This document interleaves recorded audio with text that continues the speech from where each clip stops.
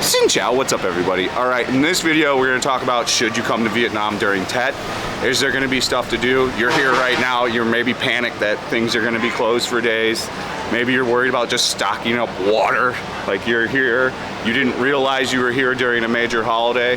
Let me break it down, explain the whole thing to you so you have a better understanding. So TET is the Lunar New Year for Vietnam and China, a couple other Southeast Asia countries. It's their biggest holiday. So it's like Christmas, New Year's, Thanksgiving, all wrapped into one.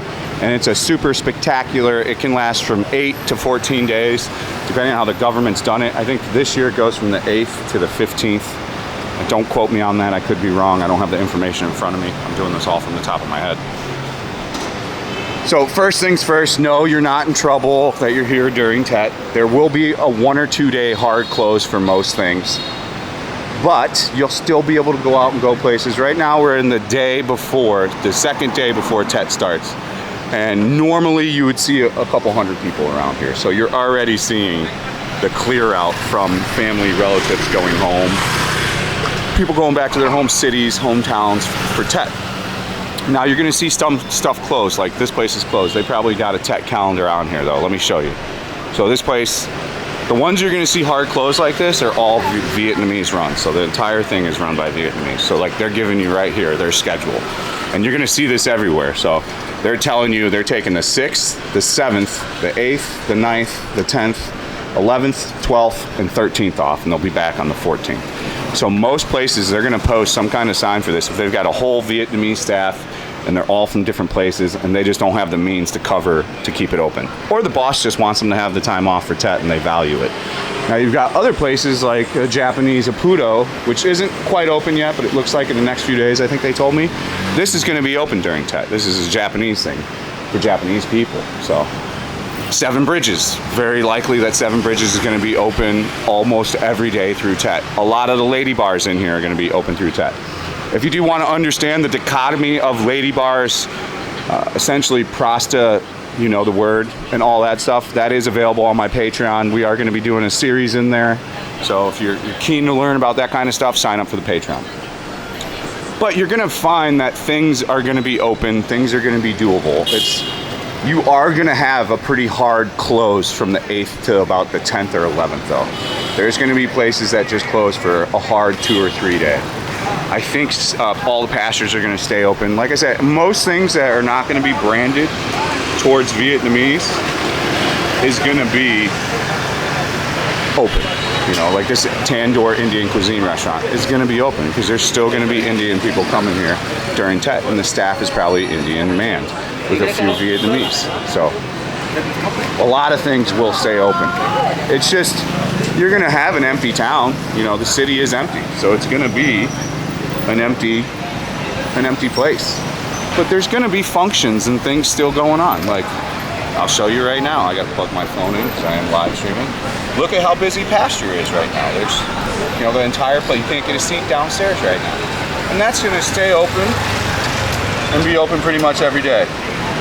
Like I said, there'll be maybe a 1 or 2 day where they hard cut and turn off. And that's it. That's all you're gonna see.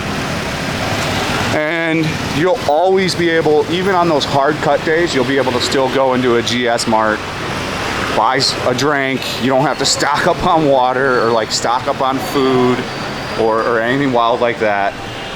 I wanted to contain this video to this area. I can't really walk around too much because it's very unfavorable to film in this area at night because we are essentially in the red light area of Vietnam right now in Saigon. This is, I think, to my knowledge, the biggest red light area in Vietnam. So this is where all that stuff goes down. So this is gonna very much stay active. I've talked to 2 of my bar owner friends in Japantown. They've got their full staff here and they're staying open every day. Sway Bar over by Pasture, she's gonna stay open every day. She's got a full staff of girls. You know, a lot of places are gonna be staying open through the entire thing because they see a market to make money.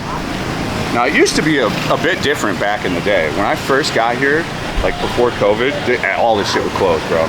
Everything was closed. And then once COVID happened and people didn't travel anymore during TET because, you know, you kind of had to stay home, all these companies figured out that they were just leaving money on the table by hard closing everything for like a 10 or 11, 12 day. for like a 10 or 11, 12 day, and they understand they're leaving money on the table. So most are just doing a 2 or 3 day hard close now. And that's really gonna be a Vietnamese run business primarily. I gotta go across the street, I'm gonna piss all these girls off. my shoulder mount camera's pointing at them. You don't wanna make enemies down here, so I don't piss anybody off. I live stream a lot down here, so I'm friends with almost everybody down here at every place. They all know me. So. There's old Quee Bar. Not a soul in there. They still got the regular lights on even. So I mean, like, yeah, Quee Bar's not going to be hitting, of course, you know. Things aren't going to be hitting, but you're not in a panic of where, like, everything's closed, your life's over, you just made a terrible decision to come here during TET, and, like, you've got 12 days where you can't go do shit. That's just not the situation in any kind of way. So, look things up. Most things on Google will give you a TET close or open timeline on there, so they'll legit be honest with if they're closed or not. So you can simply just check Google and see if they're closed from a timeline of TET. And then I would go one step further and just give them a call.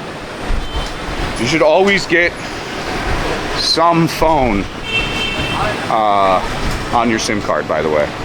You know, people just get data. You should get a little bit of phone too. If you can get a package at the airport that has at least 15 minutes of call time, or even 5 minutes to where you can just make a call, you need to have that here just in case. You know, some kind of emergency or something. And you got to call like their 911. I think it's 311. It's not 911. I don't know why every country wouldn't just make it all 911 everywhere, but apparently that was not the move. I think it's 311. So I mean, as you can see, like a Lynn Cherry, Hawaii Spa thing, all this shit's gonna be open.